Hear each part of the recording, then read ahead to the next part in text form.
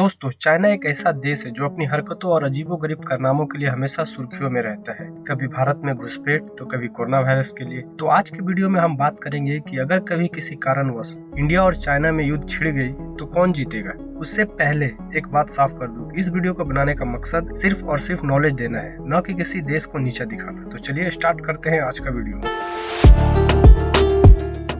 दोस्तों, जैसा कि हम जानते हैं कि चीन विश्व के प्राचीन सभ्यताओं में से एक है जो एशियाई महाद्वीप के पूर्व में स्थित है। इसकी राजधानी बीजिंग है। चीन की कुल पॉपुलेशन 140 करोड़ से भी ज्यादा है, जिसके कारण वर्ल्ड का सबसे ज्यादा पॉपुलेशन वाला कंट्री का खिताब भी चीन के पास है। चीन यूएसए के बाद सेकेंड लार्जेस्ट इकोनॉमी वाला देश है। 2020 के अनुसार चीन की जीडीपी 15.8 ट्रिलियन यूएस डॉलर था। और अगर वहीं हम बात करें अपने देश भारत की, तो दक्षिण एशिया में स्थित भारतीय उपमहाद्वीप का सबसे बड़ा देश है। इसकी कुल जनसंख्या 135 करोड़ से भी ज्यादा है। भारत भौगोलिक दृष्टि से विश्व का 7वां सबसे बड़ा देश है, जबकि जनसंख्या के दृष्टिकोण से चीन के बाद दूसरा सबसे बड़ा देश है। भारत की खासियत है अनेकता में एकता। यह हर धर्म, जाति, वर्ग, संप्रदाय के लोग एक साथ मिलजुल कर रहते हैं। भारत दुनिया का 6वां लार्जेस्ट इकोनॉमी वाला देश है, जिसका जीडीपी 2021 के अनुसार 3.1 ट्रिलियन यूएस डॉलर है। भारत और चीन की जीडीपी में धरती आसमान का फर्क है। अब बात करते हैं असली मुद्दे की, जो कि किसी भी देश को सुरक्षा प्रदान करती है। मेरे कहने का मतलब है उस देश का फौज, क्योंकि किसी भी देश की सुरक्षा उस देश के थल, जल और वायु सेना के हाथ में होती है। हम अब भारत और चाइना दोनों को साथ में कंपेयर करते जाएंगे, जिससे लास्ट हमारे पास रिजल्ट निकल के आ जाएगा कि अगर कभी आने वाले समय में भारत और चीन में युद्ध हुआ तो कौन जीतेगा। तो सबसे पहले बात करें डिफेंस बजट की, तो चाइना की डिफेंस बजट है 237 बिलियन डॉलर और वहीं भारत की बात करें तो मात्र 61 बिलियन डॉलर है। आप सबको एक बात बताना तो भूल ही गया कि चाइना की आर्मी पूरे विश्व में तीसरे स्थान पर आती है और भारत की आर्मी चौथे स्थान पर आती है। अगर चाइना की total number of military personnel की बात करें तो उसकी संख्या 40,15,000 है और वहीं भारत की टोटल आर्मी मिलिट्री पर्सन की संख्या की बात करें तो 51,37,500 है। चाइना की एक्टिव मिलिट्री पर्सन की संख्या 21,85,000 है और भारत की एक्टिव मिलिट्री पर्सन की संख्या 14,55,550 है। चाइना की टैंक की बात करें तो उसकी संख्या 35,000 है और भारत के पास मात्र 4,292 है। मगर एक बात बताना चाहेंगे कि चाइना का बॉर्डर तिब्बत से लगा हुआ है, जहां बहुत ऊंचे ऊंचे पहाड़ पर्वत है, जो कि बहुत ही ऊंचाई पे होने के कारण चाइना का कोई भी टैंक वहां नहीं पहुंच सकता। और तो और चाइना की एयरक्राफ्ट फुल लोडेड भी नहीं पहुंच सकती।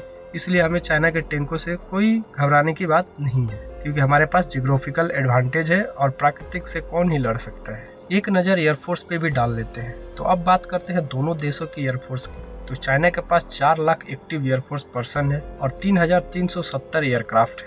और वहीं इंडियन एयरफोर्स की बात करें तो एक्टिव पर्सन की संख्या 1,39,576 है और अप्रोक्स 1,850 प्लस एयरक्राफ्ट है। अगर बात करें चाइना की कॉम्बैक्ट एयरक्राफ्ट की, तो उसकी संख्या 1232 है और भारत के पास मात्र 538 है। आपके मन में ये सवाल आ रहा होगा कि कॉम्बैक्ट एयरक्राफ्ट क्या होता है। कॉम्बैक्ट एयरक्राफ्ट वो होते हैं जो आमने सामने की लड़ाई भी लड़ सकते हैं और ग्राउंड पे यानी जमीन पे भी हमला कर सकते हैं। चाइना के पास अटैक एयरक्राफ्ट की संख्या 371 है और इनका J-20 एयरक्राफ्ट जो है वो एक साथ 12 टारगेट पर हमला कर सकता है और ये 5th जनरेशन के एयरक्राफ्ट है। वहीं इंडिया के पास अटैक एयरक्राफ्ट की संख्या मात्र 172 है और इंडिया का सुखोई अटैक एयरक्राफ्ट एक साथ 16 टारगेट पर हमला करने में सक्षम है। जैसा कि हम सब जानते हैं कि किसी भी युद्ध में ट्रांसपोर्ट का बहुत अहम रोल होता है। चाइना की ट्रांसपोर्ट एयरक्राफ्ट की बात करें तो उसकी संख्या 224 है और वहीं भारत की 250। चाइना एयरफोर्स की हेलीकॉप्टर की संख्या 911 है और भारत के पास 722।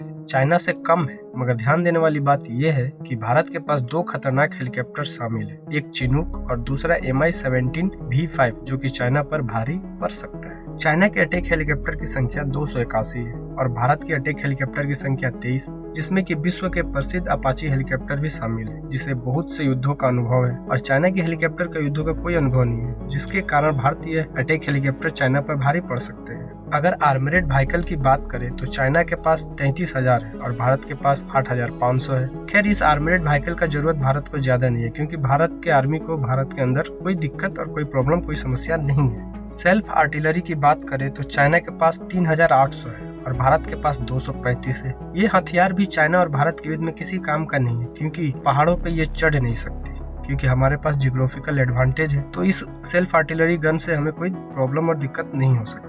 फील्ड आर्टिलरी चाइना के पास 3600 है और भारत के पास 4060 है। ये हथियार पहाड़ी युद्ध में बहुत काम आते हैं, जो कि चाइना के पास कम है, तो आप समझ ही सकते हैं कि क्या होगा। रॉकेट लॉन्चर की बात करें तो चाइना के पास 2650 है और भारत के पास मात्र 266 है। यहाँ भारत को प्रॉब्लम हो सकता है क्योंकि रॉकेट लॉन्चर पहाड़ों में काम आते हैं। हमने थल और वायु सेना की बात कर ली, तो लगे हाथ जल सेना की भी बात कर ले तो चाइना के पास फ्लीट मतलब जहाजों का समूह जो है वो है 777 और इंडिया के पास 285 है। यहाँ पे आपको लग रहा होगा कि चीन तो इसमें आगे है, बट ऐसा नहीं है। चीन दक्षिणी चीन सागर को छोड़कर नहीं हट सकता क्योंकि उसके दुश्मन उधर हमला कर देंगे और भारत के हिंद महासागर में कोई दुश्मन नहीं है, जो कि भारत को एडवांटेज है। चाइना के पास 2 एयरक्राफ्ट कैरियर है और भारत के पास 1 है। हमारे पास 1 एयरक्राफ्ट कैरियर है, मगर भारत 3 एयरक्राफ्ट कैरियर को रिटायर भी कर चुका है, जिसके कारण भारत को अच्छा एक्सपीरियंस है। जल सेना की बात हो रही है और सबमरीन की बात ना हो, ऐसा हो ही नहीं सकता। सबमरीन की बात करें जिसे साइलेंट किलर भी कहा जाता है, तो चाइना के पास 74 है और भारत के पास 16 है। चीन के पास ज्यादा सबमरीन है, लेकिन भारत के पास P-8I विमान है, जिसे सबमरीन हंटर भी कहा जाता है, जो कि समुद्र के नीचे छिपे सबमरीन को ढूंढकर उन्हें ध्वस्त और खत्म कर सकता है। डिस्ट्रॉयर की बात करें तो डिस्ट्रॉयर 36 है चाइना के पास और भारत के पास 10 है। फ्रिगेट की बात करें तो चीन के पास 52 है और भारत के पास 13 है। फ्रिगेट का काम होता है पानी के नीचे छुपे माइन को न्यूट्रल करना। पेट्रोलिंग व्हीकल की बात करें तो चाइना के पास 220 है और भारत के पास 139 है। इसका काम होता है इवैक्यूएट कराना। कोई जहाज युद्ध में ध्वस्त हो जाए तो उसमें के सैनिकों को निकालना मेनली राहत के काम में आता है। आजकल परमाणु हथियार जिसके पास ज्यादा है वो देश ज्यादा ताकतवर माना जा रहा है। परमाणु हथियार की बात करें तो चाइना के पास 350 है और भारत के पास 156 परमाणु हथियार है। तो दोस्तों ये कुछ जानकारी थी भारत और चीन के बारे में। तो दोस्तों मेरा मानना है कि किसी भी देश की आर्मी चाहे कितनी भी एडवांस और नई टेक्नोलॉजी के साथ क्यों न हो, मगर उस देश की आर्मी के भीतर साहस न हो तो वो टेक्नोलॉजी और एडवांस वेपन किसी काम का नहीं है। ये मेरी पर्सनल राय है, आपकी क्या राय है कमेंट जरूर करें। आई होप कि ये वीडियो आपको पसंद और समझ दोनों आया होगा। अगर वीडियो अच्छा लगा तो लाइक सब्सक्राइब जरूर कीजिए और बेल आइकन दबा दीजिएगा ताकि कोई भी वीडियो डालो तो सबसे पहले आप तक नोटिफिकेशन पहुंचे। तो फिर मिलेंगे अगले वीडियो में, तब तक अपना ध्यान रखिए। बाय बाय, टेक केयर, नमस्कार।